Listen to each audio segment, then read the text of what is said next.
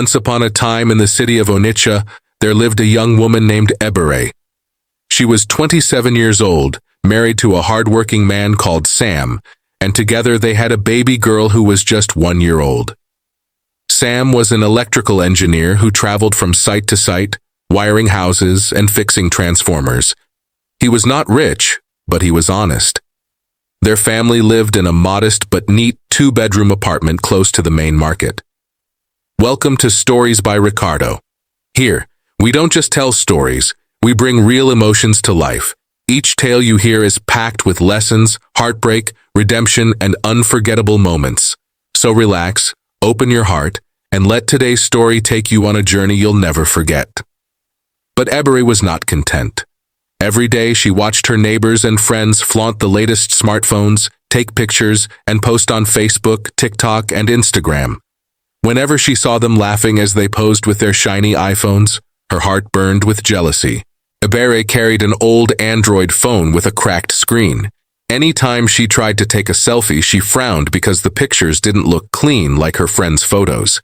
Even though Sam always told her, "My wife, a phone cannot define you. Be patient, better days will come," Ebere never listened.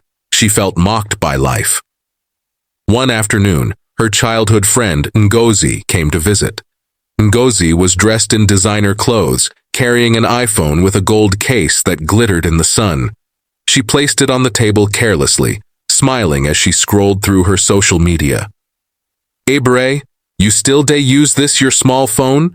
Ngozi asked with a mischievous laugh. "It's what I have," Ebere replied, hiding her shame. "Ah, how will you grow your page? Don't you know men respect women who use iPhone? Even your friends will look at you differently. You cannot stay behind, my sister. You need to upgrade." Those words pierced Ebere's heart like a knife. That night, as Sam slept peacefully, she stayed awake staring at the ceiling. All she could think about was owning an iPhone. She imagined herself taking perfect pictures, posting videos, gaining followers, and becoming popular online. The next week, Sam returned from work with his clothes soaked in sweat. He dropped his pay on the table and said, "My wife, I know it's small, but let's use this for food and baby things." Ebere counted the money with a frown. "Is this all? Other men are buying cars for their wives, buying them iPhones, buying wigs. And you come home with this small change." Sam looked at her with pain in his eyes. "Ebere, you know I'm trying. I am saving little by little to start my own workshop. Please be patient with me. Let us manage." But Ebere shook her head angrily. To her, patience was another word for poverty. A few days later, Ebere sat in the market, still thinking about her life, when she overheard 2 women gossiping. "One man in the other street is giving people iPhones," one of them whispered. "Really? For free?" the other asked. "Not free, but his deals are different. Some say he collects things instead of money." Ebere's ears grew sharp. She couldn't stop thinking about that man. That evening, she went to Ngozi's house and asked about him. Ngozi laughed. "So you two want iPhone?" she asked. "Yes," Ebere said firmly. Ngozi lowered her voice. "The man's name is Chief Dollar. He imports phones, but his business is strange. People say he takes what is precious to you in exchange. Be careful." But Ebere was desperate. She brushed off the warning. The next morning, Ebere dressed up and found her way to Chief Dollar's shop. He was a tall, dark man in his late 40s with a gold chain hanging around his neck. He smiled when he saw her. "Madam, what do you want?" "I want iPhone 13 Pro, Ebere said without hesitation. Chief Dollar laughed loudly. "Ah, that phone is not beans. Do you have 600,000 naira? Ebere shook her head sadly. "I don't have the money." The man looked at her carefully, then leaned closer. "If you don't have money, what else can you give? I don't do free business. You must sacrifice something valuable." Ebere's heart raced. "What do you mean?" Chief Dollar smiled again. "I don't mean money. Give me something precious and you will walk out of here with the iPhone." Her mind turned like a wheel. She thought of her husband. He was not rich, and selling his few tools would not be enough. She thought of her baby. but quickly shook the thought away. No, she could never do that. Or could she? That night, Ebere couldn't sleep. She looked at her baby girl, sleeping peacefully in her crib. She thought of all the likes and followers she would gain with the iPhone. She imagined herself walking into gatherings with confidence, posting viral videos, becoming the envy of her street. A voice inside her whispered, "This child ties you down. She needs too much care. If you give her away, you can finally live free. You will get her back one day." By morning, Ebere had made up her mind. 2 days later, she returned to Chief Dollar's shop, her baby strapped on her back. "I have decided," she said. Chief Dollar smiled wickedly. "Good, you are ready." He asked her to sit. She hesitated but finally handed the baby over. The man quickly gave her the iPhone, still in its pack. She held it in her hands, trembling with excitement. She almost forgot her baby was crying as the man carried her inside. Walking out of the shop, Ebere felt a strange emptiness, but she quickly shook it off. "It's just for now," she told herself. "I will find a way to get her back later." That evening, she took her first selfies with the iPhone. She posted them online with flashy captions. Within minutes, her page exploded with likes and comments. "Wow, Ebere, you look good. Is that iPhone 13? Levels have changed. Fine girl, big girl, no be small thing." She smiled for the first time in months. She no longer felt inferior to her friends. She dressed up every day, took pictures, danced in TikTok videos, and bathed in attention. People in her compound began to call her iPhone Lady. But while she basked in her fake glory, Sam came home one evening and asked the question that made her shiver. "Where is our daughter?" At first, Ebere told him, "She's with my cousin in the village. I needed space to rest." But Sam frowned. "Which cousin? Why didn't you tell me? Give me the number so I can speak to her." Ebere's lips trembled. She muttered excuses, but Sam was not convinced. He noticed the new phone in her hand. "Ebere," he said slowly, "where did you get this iPhone from?" Her chest grew tight. She lied again, saying, "Ngozi bought it for me. She said I should look good like other women." Sam shook his head. "This is not right. I feel something is wrong. Where is my child?" Days turned into weeks. Neighbors began to whisper, "Ebere's child, where is she? Why does she carry iPhone but no longer carry her baby? Something is not right." Soon the rumors spread across the street. Some said she had sold her child for money. Others said she used the baby for rituals. Wherever she went, people stared and gossiped. At first, she ignored them, but the pressure grew heavier each day. Sam stopped talking to her. He barely ate her food. The once peaceful home became a place of silence and suspicion. One evening, Sam's younger brother visited. He had seen strange things online.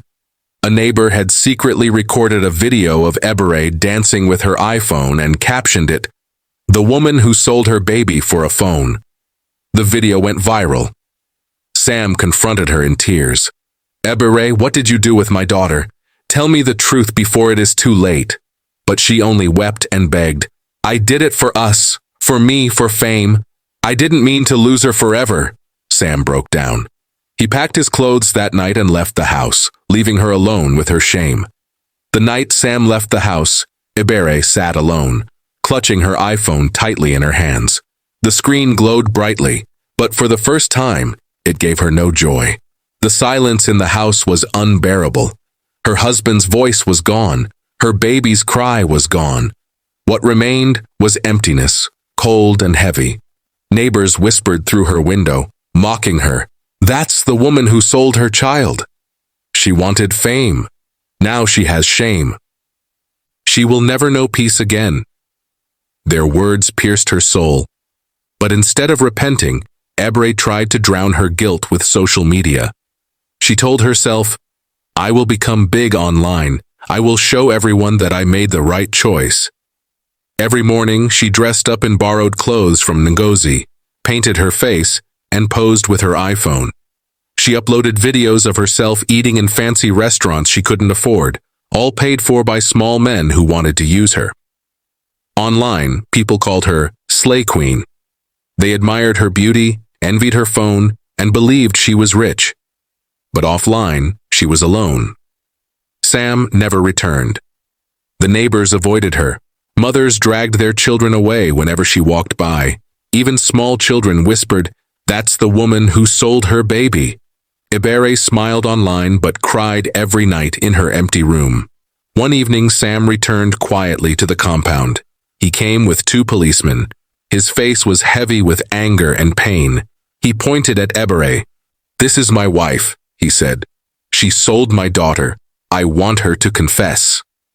The policeman questioned her. Ebere trembled, stammering. At last, she broke down.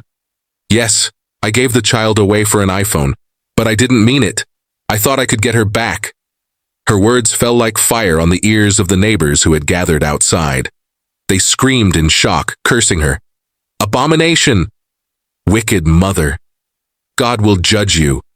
The policemen shook their heads. They arrested her that night, but because no evidence was found, she was released. Chief Dollar had vanished from the city. Nobody ever saw him again. When Ebere came back, Sam had packed out completely. He moved to another town. Their marriage was broken. Time passed. Days turned into months. Months into years. Ebere's beauty faded. She no longer had money to maintain her fake lifestyle. The iPhone broke, and she could not repair it. Her online fame died. The few friends she had disappeared. Ngozi mocked her too. "You thought you were better than us because of one iPhone. Now look at you. No husband, no child, no life." Ebere begged her family for help, but nobody wanted her around. Mothers feared she would bring curses. Fathers spat at her. She wandered the streets, rejected and forgotten. Her nights were filled with nightmares of her baby crying. She would wake up screaming, only to find herself alone in a dark, cold room. One bright afternoon, after 15 years, the town was buzzing with excitement. A convoy of expensive cars entered the street. People rushed out to see who it was. A tall, handsome young man stepped out of the biggest car. He was about 16, dressed in a fine suit, looking royal. He introduced himself as David, a successful businessman. He had come to build a free hospital in the community. The neighbors clapped and danced, showering him with praise. But when Ebere came closer and saw his face, her heart froze. His eyes looked exactly like Sam's. His smile reminded her of the baby she once held. Tears filled her eyes. She fell to her knees. "My son," she whispered. "David, my child. It is me, your mother." David looked at her carefully, confused. "You are my mother? Impossible. My mother died years ago." Ebere wept bitterly. "No, I am the one. I carried you in my womb. I made a terrible mistake. I gave you away for a phone. Forgive me." The crowd gasped. They stared at her in disbelief. David's face turned hard. "I was told my real mother sold me," he said slowly. "Now I see it is true." "Yes, my son, but I regret it every day. Please, forgive me. Call me mother just once." David shook his head. His voice was cold but firm. "A mother does not sell her child. You are not my mother. The people who raised me are my parents. They gave me love when you chose vanity. I will help this community, but I will never call you mother." Those words broke Ebere completely.